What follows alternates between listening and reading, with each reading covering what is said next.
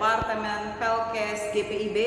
Bersama saya Pendeta Ruth Juliana Maradia Panese, Ketua Majelis Jemaat GPIB Jemaat Immanuel Parepare. Jemaat yang dikasihi oleh Tuhan Yesus Kristus, sebelum kita membaca dan merenungkan firman Tuhan, mari kita berdoa. Di keheningan malam hari ini Tuhan, kembali kami umat-Mu datang ke hadapan tahta kekudusan-Mu, menyatakan syukur dan terima kasih kami atas berkat pimpinan dan pertolongan Tuhan di sepanjang hari ini. Dan malam hari ini, sebelum kami membaringkan tubuh kami melepas kepenatan dan kelelahan tubuh kami akan membaca firman-Mu, kami akan merenungkannya. Mari Bapa tolong kami, pimpin bimbing kami dengan Roh-Mu yang kudus, agar supaya di dalam kebenaran firman-Mu yang akan kami baca, kami boleh diberikan kemampuan untuk dapat mengerti, memahami, bahkan melakukan kehendak firman Tuhan di sepanjang anugerah kehidupan kami. Dalam nama Tuhan Yesus kami berdoa. Amin.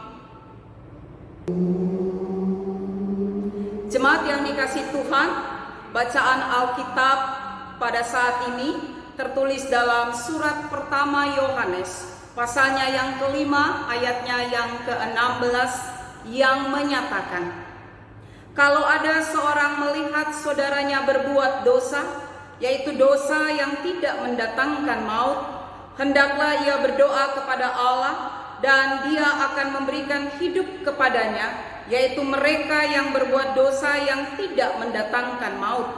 Ada dosa yang mendatangkan maut, tentang itu tidak kukatakan bahwa ia harus berdoa. Demikianlah firman Tuhan, terpujilah Yesus Kristus. Jemaat yang dikasihi dan diberkati oleh Tuhan Yesus, konteks yang menjadi alamat dari surat pertama Yohanes ini adalah jemaat atau umat yang sementara menghadapi berbagai macam bentuk tantangan dalam hidup mereka. Adapun tantangan yang dihadapi oleh jemaat Kristen di Asia Kecil ini adalah tekanan dan perlakuan yang tidak adil, baik dari pemerintah setempat maupun masyarakat yang ada di sekitar kehidupan mereka, yang tidak menghendaki kehadiran mereka sebagai orang yang beriman dan meyakini Yesus sebagai Tuhan dan Juru Selamat. Selain itu juga jemaat yang menjadi alamat dari surat pertama Yohanes ini juga sementara menghadapi tantangan dari pengajaran-pengajaran sesat, yaitu pengajaran antikristus yang memutarbalikkan pengajaran tentang Injil yang berisi tentang Yesus Kristus. Bapak Ibu Saudara, diperhadapkan dengan tantangan yang berat ini, sudah pasti kehidupan iman percaya sebagai umat Tuhan perlu dikuatkan agar iman umat Tuhan di Asia Kecil ini tidak mudah goyah lalu meninggalkan keyakinan atau kepercayaan mereka kepada Tuhan Yesus. Oleh karena itu, Bapak Ibu Saudara-saudara, Yohanes menuliskan suratnya dari kota Efesus. Tujuannya adalah agar supaya umat Tuhan yang sementara berhadapan dengan tantangan yang berat ini dapat memperoleh arahan, bimbingan, agar umat Tuhan dapat kuat menghadapi tantangan yang ada. Selain itu, surat ini juga Yohanes berisi tentang petunjuk-petunjuk praktis yang disampaikan oleh Yohanes kepada umat Tuhan, bagaimana umat Tuhan harus menyikapi setiap tantangan yang ada di hadapan mereka.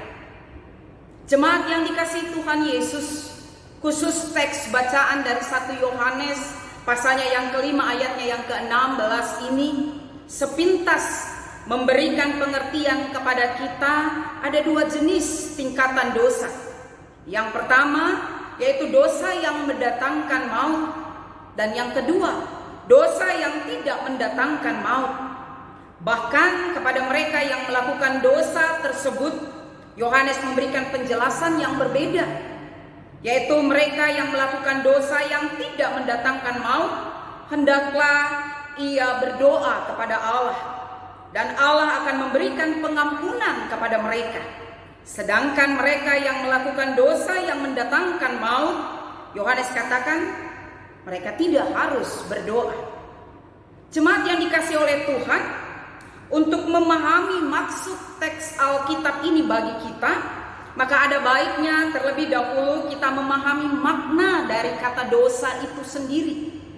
Dosa adalah ketidaktaatan manusia kepada Allah sehingga menyebabkan manusia terpisah dari kasih sayang Allah. Menurut Yohanes, dosa adalah pelanggaran terhadap hukum Allah. Ini dapat kita baca dalam 1 Yohanes 3 ayatnya yang keempat. Dengan demikian, segala bentuk perbuatan yang dilakukan oleh manusia yang menunjuk kepada ketidaktaatan kepada hukum Allah adalah perbuatan dosa. Dan dosa tersebut merupakan kekejian bagi Allah. Oleh karena itu, melalui teks bacaan ini, Yohanes mengingatkan kita semua. Yohanes juga mengajak umat Tuhan untuk menghindari dosa. Dan jikalau kita telah melakukan perbuatan yang tidak berkenan di hadapan Allah, atau perbuatan yang melanggar hukum Allah, perbuatan yang tidak menunjukkan ketaatan dan kesetiaan kita kepada Allah, maka kita diingatkan untuk segera datang kepada Allah, memohon pengampunan kepada Allah, agar supaya hidup kita ini diubah, diperbaharui oleh kuasa kasih Allah. Sedangkan dosa yang mendatangkan maut, yaitu mereka yang telah mengingkari atau meninggalkan keyakinan kepercayaan mereka kepada Yesus Kristus, mereka ini tidak akan mendapat pengampunan, apalagi hidup kekal dari Allah. Jemaat yang dikasihi oleh Tuhan, saat ini kita hidup di tengah-tengah begitu banyak tantangan, begitu banyak godaan, begitu banyak cobaan yang siap membawa menggiring kita untuk hidup jauh dari Allah, untuk kita meninggalkan hukum Allah, untuk kita berbalik meninggalkan hadirat Allah. Firman Tuhan yang datang kepada kita saat ini mengingatkan kita semua, mengajak kita semua untuk kembali kepada relasi kita yang baik dengan sumber iman kita, yaitu Yesus Kristus.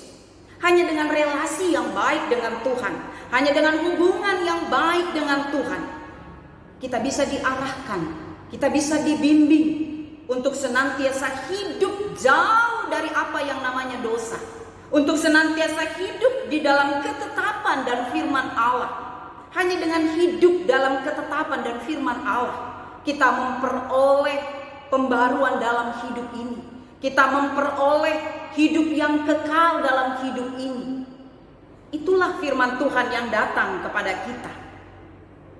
Kita berdoa, kita senantiasa meminta hikmat dan pertolongan dari Roh Allah yang Maha Kudus.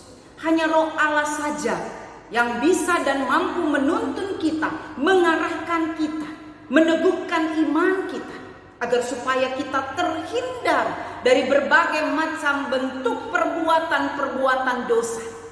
Ingat Bapak Ibu Saudara, yang namanya dosa, Allah tidak pernah kompromi, Allah tidak pernah menghendaki. Oleh karena itu, jangan pernah ada dalam pikiran kita, yang saya lakukan ini hanya dosa kecil. Allah pasti mengampuni. Satu hal, yang namanya dosa, Allah tidak suka. Allah tidak pernah kompromi. Oleh karena itu, mari sebagai umat Tuhan di tengah realita kehidupan yang begitu berat akibat pandemi COVID-19 ini, ada banyak tawaran, ada banyak cobaan, ada banyak godaan. Tapi bersama dengan Roh Allah, kita akan disanggupkan, kita akan dimampukan untuk menghindari semua cobaan dan godaan itu. Dan pada akhirnya kita akan selalu hidup dalam bimbingan dan tuntunan Tuhan. Itulah yang dikehendaki oleh Yohanes kepada umat Tuhan yang ada di Asia Kecil. Dan itu juga yang dikehendaki oleh Tuhan, yang harus kita lakukan di tengah-tengah tantangan dan pergumulan hidup ini. Dengan berdoa, dengan membina relasi yang baik dengan Tuhan, maka kita akan senantiasa diarahkan, dipimpin dan dituntun oleh Tuhan. Mari Bapak Ibu saudara-saudaraku yang dikasihi oleh Tuhan Yesus Kristus, bersama dengan bimbingan Roh Kudus, kita akan senantiasa dimampukan, kita akan senantiasa dikuatkan untuk menjauhi dari berbagai macam bentuk perbuatan-perbuatan dosa. Dan dengan bimbingan Roh Kudus juga, kita akan disanggupkan dan dimampukan untuk hidup seturut dengan kehendak Allah. Terpujilah nama Tuhan kita Yesus Kristus. Amin. Jemaat Tuhan, mari kita satu di dalam doa. Kita berdoa. Maha besar Engkau Bapa di sorga, Bapa yang begitu mengasihi dan memberkati kehidupan kami. Kami bersyukur untuk kebenaran firman-Mu yang senantiasa mengingatkan dan menegur kehidupan kami, agar supaya kami boleh selalu hidup di dalam pimpinan dan tuntunan Tuhan, agar supaya hari-hari kehidupan kami ini boleh kami jalani dengan memuliakan nama Tuhan. Melalui kebenaran firman-Mu kami diingatkan bahwa kami harus hidup lebih baik lagi di hadapan Tuhan. Kami harus memelihara seluruh keberadaan hidup kami, agar supaya kehidupan yang Tuhan percayakan bagi kami boleh senantiasa jalani dengan penuh rasa tanggung jawab, sehingga apapun yang kami lakukan, kami kerjakan dalam kesungguhan, kami lakukan dalam pertolongan dan pimpinan Tuhan. Terima kasih untuk kebenaran firman-Mu yang mengarahkan kehidupan kami, untuk kami hidup lebih baik lagi di hadapan Tuhan. Kami berterima kasih untuk penyertaan dan pertolongan Tuhan dalam kehidupan kami di sepanjang hari ini.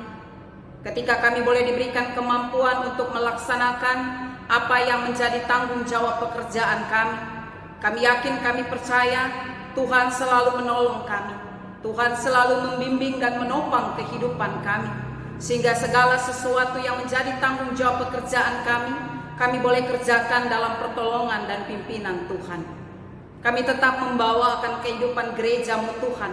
Engkau senantiasa memberkati gereja-Mu dalam melaksanakan panggilan dan pengutusan di tengah-tengah kehidupan dunia ini. Kami berdoa bagi gereja kami, gereja Protestan di Indonesia bagian Barat. Mari Bapa, Engkau senantiasa memberkati gereja-Mu ini, agar supaya melalui kehadiran gereja-Mu ini Tuhan, suara kenabian itu boleh senantiasa diperdengarkan, sehingga kehidupan kami sebagai umat manusia boleh diarahkan kepada kehidupan yang lebih baik lagi, yang lebih berkenan di hadapan Tuhan. Kami juga berdoa menyerahkan akan kehidupan bangsa dan negara kami Tuhan. Kami tetap memohon pertolongan Tuhan untuk setiap keputusan dan kebijakan yang diambil oleh negara kami, agar supaya semua keputusan dan kebijakan itu boleh berdampak baik dalam kehidupan kami sebagai masyarakat Indonesia. Tak putus-putusnya Tuhan, kami memohon pertolongan dan belas kasih Tuhan untuk keberadaan yang kami hadapi saat ini, situasi pandemi COVID-19. Mari Bapa, Engkau Allah yang berkuasa atas alam semesta ini.